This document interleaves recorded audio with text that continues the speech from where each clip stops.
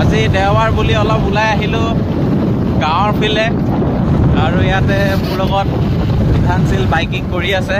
এই আগলৈ চোৱা ৰাস্তা বেয়া আৰু খুব খেতি পথাৰৰ মাজত আমি কলৈ গৈ আছোঁ দেখাম, কাক লগ পালোঁ আজি এই ব্লগত আপোনালোকে চাব পাৰিব। ৰাস্তা খুব বেয়া এইফালে আপোনালোকে দেখা পাইছে, একদম পৰিৱেশটো খুবেই বেয়া। তাতে আজি লাগাতাৰ কিমান দিন ধৰি অসমত বৰষুণ আৰু আমি এই বৰষুণৰ মাজতেই আহি আছোঁ আমাৰ এজন ষ্টাফক লগ কৰিবৰ কাৰণে আৰু দেখাম তেখেত কোন হয় আৰু তেখেতৰ ভাল খবৰো আছে, সেইটো আমি আপোনালোকক জনাম। থাকক মোৰ ব্লগত।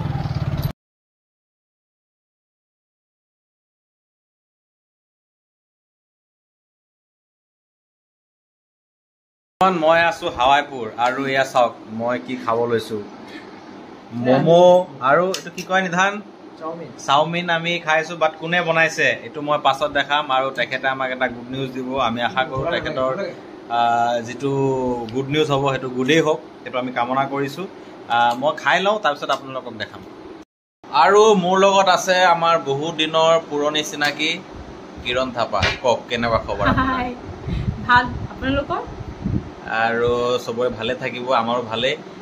কিৰণজীয়ে বহুত দিন আমাৰ ডিপাৰ্টমেণ্টৰ লগত এক্টিভ নাই। বিশেষ কাৰণটো হৈছে যে তেখেত মাক হ'বলৈ গৈ আছে আৰু বেছি দিন নাই। কেইদিন আছে কিৰণজী? 10 days আৰু 10 দিন বাকী আছে। 10 দিনৰ পাছত আমি তেখেতক মা বুলি সম্বোধন কৰিব লাগিব আমি চবেই। কিৰণ মা, তেখেত আমাৰ সকলোবোৰ আৰ্টিষ্টে তেখেতক কিৰণ মা বুলিয়ে মাতিব, ঠিক আছে? আৰু আমি আশা কৰিছোঁ তেখেতৰ সকলোবোৰ কাম ভালকৈ হৈ যাওক আৰু নতুন এজন জীৱন তেখেতৰ জীৱনলৈ আহিব, তো খুব ভাল হওক, সেইটো আমি চবেই কামনা কৰিলোঁ। আৰু কিবা কওক, আমাৰ মেকআপ মহোৎসৱ আহি আছে। মই বহুত দিন হ'ল গেপ হৈ আছে কামৰ মাজত, কিন্তু মই আশা কৰোঁ কি আমাৰ যিমান আৰ্টিষ্ট আছে, আমাৰ লাঞ্চৰ লগত জড়িত থকা যিমান আৰ্টিষ্ট আছে, তেওঁলোকে ডেফিনেটলি বহুত ভাল কাম, বহুত ভাল ছাৰ্ভিচ পাই আছে। কাৰণ মই দেখি আছোঁ ফেচবুকত, ইনষ্টাগ্ৰামত। মই নিজে আহিব পৰা নাই, প্ৰেক্টিকেলি নহ'লেও মোৰ আত্মা তাতে আছে।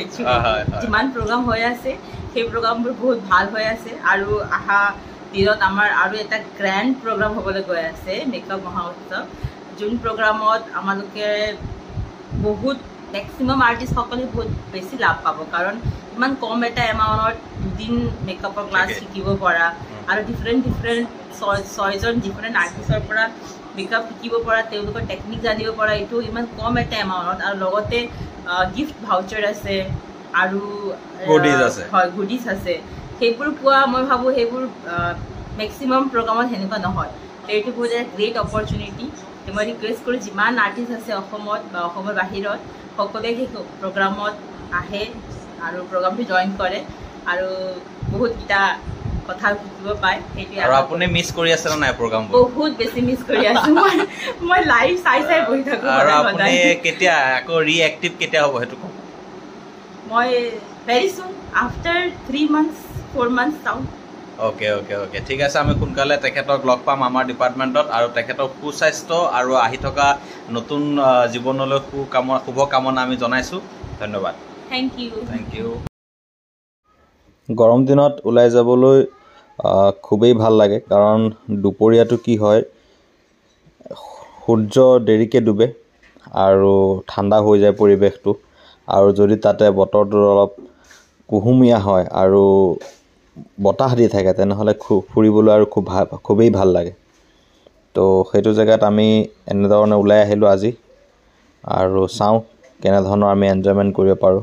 খুব ভাল লাগে বাইকত আহিব পাৰিলে, আৰু বিশেষকৈ খুবেই ভাল। আৰু যদি আপুনি পিছত বহিছে তেনেহ'লেতো আৰু ভাল কথা।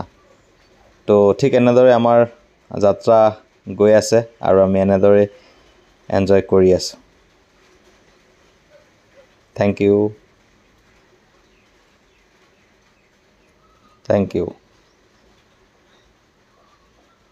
কিবা ক'ব নেকি? তেখেতে একো নক'লে, কাৰণ তেখেতে হেলমেট পিন্ধি আছে। গতিকে লেটছ এনজয়। আকৌ লগ পাম বেলেগ এটা ব্লগত আপোনালোকৰ লগত। এতিয়ালৈ বাই বাই।